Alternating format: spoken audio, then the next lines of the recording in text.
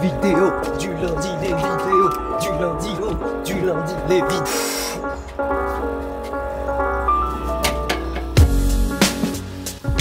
Et salut l'équipe, c'est Samy pour la French Esports News, j'espère que vous allez bien. On se retrouve encore une fois dehors, c'est le printemps, il fait bon, on est en t-shirt, c'est le feu. Putain, les motos, on se retrouve pour une nouvelle vidéo du lundi, je vous rappelle le concept, pas de script, rien n'est préparé et on est parti. Donc vous m'avez posé cette question sur Instagram pendant un de mes lives que je fais maintenant, donc follow-moi sur Instagram, c'est très important, on va faire des lives, ça va être le feu. Vous m'avez posé cette question sur Instagram, qu'est-ce que je pense des joueurs NBA qui manquent des matchs pendant la saison alors qu'ils sont complètement en forme et qui pourraient jouer? Clairement avec cette question, vous me parliez surtout de LeBron James, vous parlez des Warriors et des Spurs. Donc on va parler de ça aujourd'hui, je vais vous parler de ce que j'en pense et surtout quel est le vrai problème derrière ces joueurs qui prennent des pauses. Et on est parti. Donc cette polémique, elle a vraiment émergé pour un match de samedi soir que les Cavaliers jouaient contre les Clippers. C'était un match à la télé nationale aux États-Unis. Donc c'était assez important. Et là, t'as LeBron James, Kyrie Irving et Kevin Love qui ne sont même pas entrés sur le terrain. En tenue de ville, ils ont pas mis leur maillot. D'ailleurs, les Cavaliers ont dit que c'est Tyronn Lue qui a pris la décision que ces trois joueurs ne jouent pas. Mais clairement, tout le monde sait que c'est LeBron James qui prend ce genre de décision. Beaucoup de fans ne sont pas contents de voir ça et la ligue est encore moins contente de voir ça. Et c'est surtout les grosses chaînes de télé qui apportent le gros argent qui ne sont pas contents. Parce que s'il n'y a pas LeBron James sur le terrain, je vais pas mettre ESPN pour regarder le match. Donc avant de dire mon avis, j'ai pas envie de vous biaiser. Donc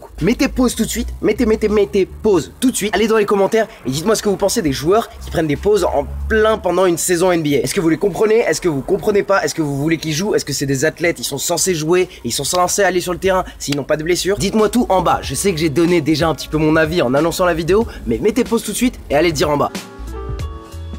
Je dirai rien tant que vous écrivez pas votre commentaire. Bon, maintenant je vais vous donner mon avis, et surtout au sujet de LeBron James. Les équipes comme les Warriors, les Spurs et les Cavaliers, ils ont déjà sécurisé leur place en playoff. Après qu'ils soient premier ou deuxième, c'est peu important pour eux. En NBA, bien trop de fois, on a vu une équipe s'écrouler en fin de saison parce qu'ils sont arrivés avec une équipe qui manquait un petit peu au niveau de la santé. Alors ces équipes sont en train de comprendre, s'ils ont sécurisé un spot en playoff, ils n'ont pas forcément besoin d'avoir 70 victoires à leur compteur. Les Warriors en ont fait les frais l'an dernier en n'étant pas frais à la fin des finales, et ça leur a coûté le titre. Moi, ça me dérange absolument pas qu'une équipe mette de côté ses superstars pour un match d'avril, pour un match de mars, alors que dans plusieurs années, on s'en souviendra absolument pas. Greg Popovich a fait ça des années et des années avec les Spurs, mais personne ne lui en veut parce que c'est Greg Popovich. Maintenant que c'est LeBron James qui prend sa propre décision, les gens lui en veulent. Et pourquoi? C'est parce que c'est la première personne qui s'approche de Michael Jordan. LeBron James a déjà joué plus de minutes que Michael Jordan. Il joue en moyenne 100 matchs par saison, si on compte les playoffs et la saison régulière. Que ce soit à Cleveland au début de sa carrière, chez les Heat, ou maintenant, il a toujours été parmi les top 5 en nombre de minutes jouées sur le terrain par match. Clairement, pour la légende de LeBron James, on s'en fichera du match de mars contre les Clippers. On fera plutôt attention au nombre de bagues de champion qu'il a autour des doigts. Qu'un d'entre vous derrière vos écrans, vous vous rappelez des matchs de février ou de mars de 2015 ou 2016. Mais vous vous rappellerez du contre contre Iguodala en Game 7.